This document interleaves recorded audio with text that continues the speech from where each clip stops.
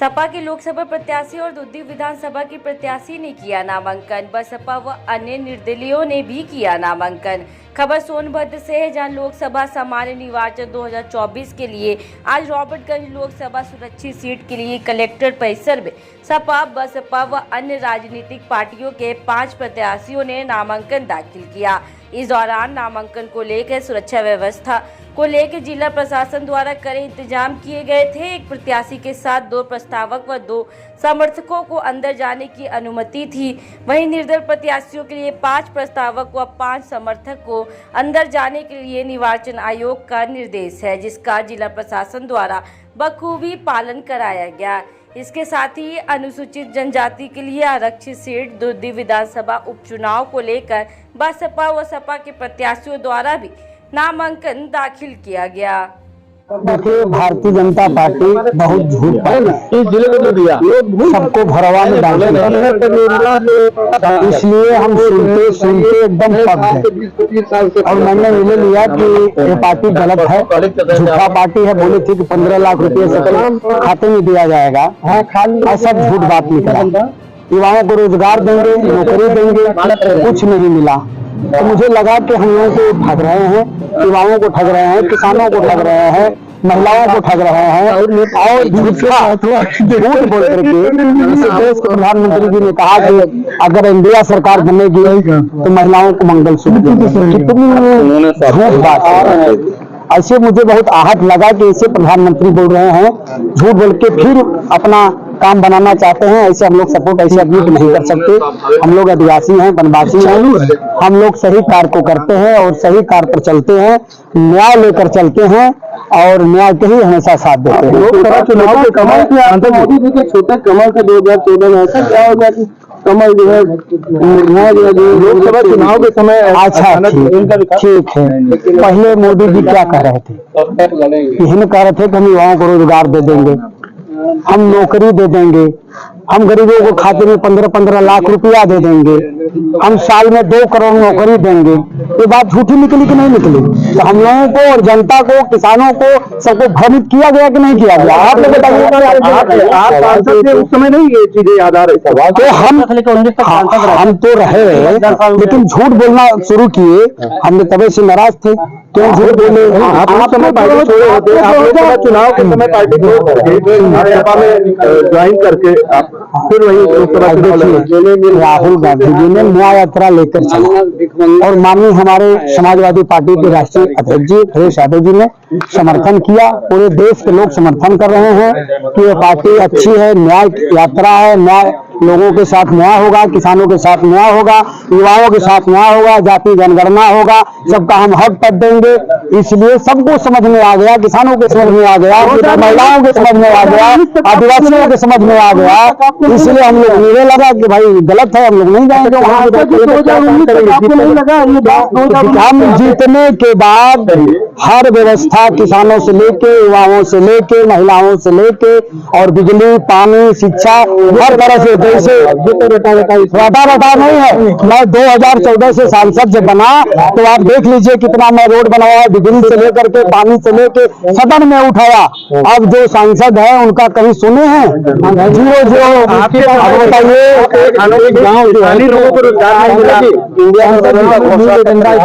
सांसद जी, आप जो है एक गाँव गोद लिए थे, उसका विकास कितना हुआ है? एक वहाँ आप जाके देखेंगे सर, तो बिजली से लेके, पानी से लेकर के हर चीज हुआ है। आप कैसे मानते नहीं हुआ है? आप चेक देखिए, वो काम आप लिए नहीं हो पा रहे। सांसद जी भारत में जितने भी मोदी सरकार में सांसद थे, उनके मनोरंजन की योजना मात्र थी कि अपने सभी सांसदों से एक-एक गाँव गोद लिवा दिया।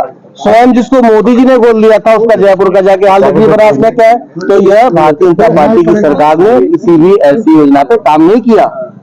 अब आप क्या प्राथमिकता क्या होगी? प्राथमिकता विकास होगा, रोजगार होगा और जो मैनिफेस्टो आया है इंडिया का, समाजवादी पार्टी का, सीधे सीधे जो है कि जनता का लाभ है, किसानों का लाभ है, युवाओं का लाभ है। रोजगार को लेकर आपके पिछले कार्यकाल में कितना प्रयास किया गया? कुछ आंकड़ा है?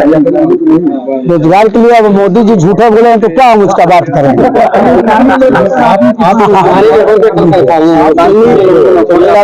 अपनी बात पुरजोर रखी थी आप लोगों ने देखा था योगी जी ने भगा दिया था जब सोनभद्र के दलितों आदिवासियों की बात कर रहे थे, बेइज्जत करके दुत्कार के उनको भगा दिया था। ये तो लड़ ही रहे थे, ये तो अपनी बात कर ही रहे थे।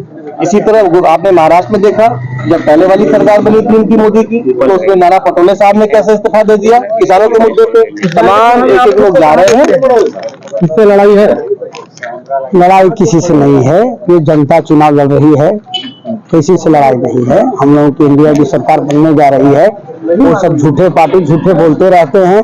अगर मान लीजिए अगर वो सरकार बनाते हैं तो बताइए कि क्यों सबको तोड़ रहे हैं। इलेक्ट्रल बांड में अब देखिए क्या हुआ, वो बोलते हैं कि नहीं हमारी पार्टी की भ्रष्टाचार भगाती है, सभी भ्रष्टाचारी को अपने पार्टी में मिलाती है भाजपा। ये सही है कि नहीं है? माने ये दूध के धोवन है क्या? कौन वॉशिंग मशीन रखेंगे धो कर ला देते हैं अपने पार्टी में, ये सही हो जाते हैं। चुनाव से पहले ही आपने सपा ज्वाइन किया, इससे पहले क्यों नहीं ज्वाइन किया? हम बोलता था कि हमको एक जवाब दीजिए आप लोग। मैं सांसद रहते हुए भाजपा में बोलता था कि नहीं बोलता था? बेटी बालू सस्ता होगा, गरीब का मकान सस्ता होगा, मैं बोलता था कि नहीं बोलता था? चिट्ठी भी लिखा हूँ, सब कुछ किया हूँ, हर बात आवाज उठाया हूँ। कई बार उन्होंने चिट्ठी, तो हमने तो बोला है बराबर। आप पूर्व की बात छोड़िए ना, आप वर्तमान देखिए अपने आप सब। हमने दुद्धि उपचुनाव के लिए 2 सीट का पर्चा भरा है। क्या प्राथमिकता रहेगी इस बार, क्योंकि आप लंबे समय से वहाँ पे रहे हैं? जी। अभी भी जो है क्या लगता है क्या विकास नहीं हो पाए हैं? देखिए, आप लोग भी इसी जिले के हैं, जनपद के, सोनभद्र के, और जो पूरे उत्तर प्रदेश में सोनभद्र जनपद एक पिछड़ा और आदिवासी बहुल जनपद के रूप में इसकी आइडेंटिटी है। तो यहाँ पे आधे से अधिक जो डेमोग्राफी है, जैसे पॉपुलेशन, वो आदिवासियों का है और इनकी समस्याएं अनवरत हैं, जो खत्म होने वाली नहीं है। तो इनकी डे टू डे का जो समस्या है, तमाम शिक्षा है, सड़क है, बिजली है, पानी है, शोषण है, बेरोजगारी है, काम नहीं मिलना है, इतने कल कारखाने खुले हैं, उसमें इन लोगों को रखा गया, इनकी जमीनें ली गई, उनको निकाल दिया जा रहा है। तो उसके बदले में उनके जो पीढ़ियां हैं बाद में जो आने वाली, उनको नहीं लिया जा रहा है। तो ये सबसे बड़ी समस्या बीजपुर क्षेत्र में, शक्तिनगर क्षेत्र में, एनसीएल के क्षेत्र में ये समस्या एक है। और दूसरा बाकी जो ग्रामीण क्षेत्र है, जो जैसे दुद्धि है, वहाँ कोई कल कारखाने नहीं है। मेवरपुर क्षेत्र है, वहाँ भी नहीं है। बबनी में भी कोई कल कारखाने नहीं है। वहाँ के चाहे आदिवासी हो, चाहे गैर आदिवासी हो, चाहे वहाँ का आदिवासियों के साथ जो सैकड़ों साल से तमाम पिछड़ी जाति के लोग रह रहे हैं और सवर्ण जातियां भी रह रही हैं, तो घून के साथ जो भी जिसे पिसता है, कहावत है, उसी तरह सबकी समस्याएं हैं। यहाँ पे जंगल है, जंगल बड़े पैमाने पे यहाँ पे कट रहा है और वो साफ हो जा रहा है। पर्यावरण का, प्रदूषण का भी खतरा यहाँ मंडरा रहा है। बड़े पैमाने पे जो है यहाँ के जो पहाड़ हैं, जो नदियां हैं, बालू खनन हो रहा है। इससे ये बुरा प्रभाव इस इलाके में ये पड़ रहा है कि यहाँ का जो जल स्तर है, जो ऊपर था, अब जो है वो कई 100 फीट नीचे चला गया है। तो पानी की किल्लत यहाँ पर है किसानों को, और उनको पानी है। अपनी जीत को हम तो हमेशा से जीतते आए हैं, हरवाया गया था हमें। आपकी लड़ाई किससे है? हमारी लड़ाई जो है किसी से नहीं है, कोई नहीं है मुकाबले में, मोदी जी है। मंत्री जी ये सवाल, मंत्री जी आपने सवाल पूछा है, मोदी भाजपा से कोई भी कुत्ता बिल्ली भी अगर चुनाव लड़ रहा है तो जीत जाएगा, तो आप वहाँ कैसे जीतेंगे?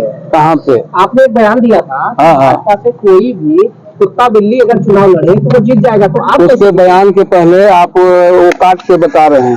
हमने ये कहा था कि बीजेपी वाले ईवीएम के भरोसे जीतते हैं, तो ईवीएम से तो कोई भी जीत जाएगा, अभी भी तो घोड़ा गधा भी जीत जाएगा। यानी आज ईवीएम है, लेकिन वीवीपैट के लिए अभी माननीय सुप्रीम कोर्ट ने एक आदेश किया है कि उसकी भी गिनती और टैली होगी। मंत्री जी सवाल ये उठता है कि लगभग 7 बार विधायक रहे, तो ये जो समस्याएं अभी आप गिना रहे हैं, ये क्यों नहीं पूरे हो पाए? आज के समय क्यों नहीं हो पाए? ये यहाँ पर ये समस्याएं देखिए, पूरे देश में जो आदिवासी बेल्ट है, चाहे आप छत्तीसगढ़ चले जाइए, आप बस्तर की समस्या खत्म नहीं होगा कभी भी, कोई भी सरकार आ जाए। वहाँ का इस तरह का भौगोलिक बनावट है, उसी तरह का यहाँ का भौगोलिक बनावट है, इसी तरह का वहाँ। तो फिर आपको क्यों विधायक बनाएगा? का है, हम काम किए हैं इस क्षेत्र में। तो उस समय जो है जब 80 में, आज से नहीं, आज से पहले 40 साल पहले दुद्धी क्षेत्र में या ये सोन पार में जो कैमूर के दक्षिण में सड़कें नहीं थी, आज सड़कों का जाल हमने बिछवा दिया। तमाम बंधी, तमाम तालाब, तमाम जो है सिंचाई कूप, और वहाँ पे लोग मुर्गी दाना खाते थे, खुद्दी खाते थे, वो बंद हो गया। अब खेतों में पानी जब मिल गया तो वहाँ पे जो है धान बेच रहे हैं लोग, गेहूं बेच रहे हैं। इसी तरह से 5 साल के कार्यकाल में क्या करेगा कोई? अब जिताएंगे, फिर आगे हम बढ़ाएंगे उसको। ये कहना है कि जो दुद्धी को जिला बनाएगा हम उसी को वोट देंगे, उसी को। बिल्कुल बिल्कुल सही बात है। पहले दुद्धी जो है ब्रिटिश पीरियड में पार्सली एक्सक्लूडेड एरिया था, उसके लिए अलग कानून था, गंडेविया एक्ट से गवर्न होता था। जिस तरह से झारखंड में CNT और CPT एक्ट जो है, और कोल्हान क्षेत्र में अलग अंग्रेजों ने कानून बनाया था, उसी तरह से साउथ ऑफ कैमूर के लिए अलग से आदिवासी समाज के लिए, और अन्य जो उनके साथ रहने वाले उन समाज के लिए अलग से वो कानून था, और वो अलग ही ट्रीट होता था। यूपी टेनेंसी एक्ट लागू नहीं होता था। कैसे बनेगा? और जिला बनेगा, सरकार से मांग करेंगे कि जिला बनाए, नहीं बनाए सुप्रीम कोर्ट जाएंगे। हमारे पास तमाम जो है वो उसके एविडेंस है कि जैसे अन्य क्षेत्रों में आपने जितने भी ब्रिटिश पीरियड में पार्सली एक्सक्लूडेड एरिया था, वो सब जो है 5वीं अनुसूची में ले लिया गया और अलग पृथक जिला बनाया गया है। वो तमाम है, उसको लगाएंगे हम। के पास है एक आम आदमी, आप सोच सकते हैं कि कोई जो है आदिवासी एक व्यक्ति यहाँ पर जिला में CGM कोर्ट में मुकदमा लड़ सकता है। मिर्जापुर जिला था पहले, एक आदिवासी का किसी को जमीन लेना होता था, मिर्जापुर में मुकदमा डाल देते, 2 पेशी में वो जो है किनारे कस लेते थे और एक तरफा फैसला हो जाता था। उसी तरह से कोई आदिवासी सुप्रीम कोर्ट नहीं जा सकता, लेकिन हम विधायक बनेंगे तो हम जा सकते हैं सुप्रीम कोर्ट। सबसे बड़ी समस्या यदि मान लीजिए आप जीत के जाते हैं तो पहला काम क्या करेंगे फिर?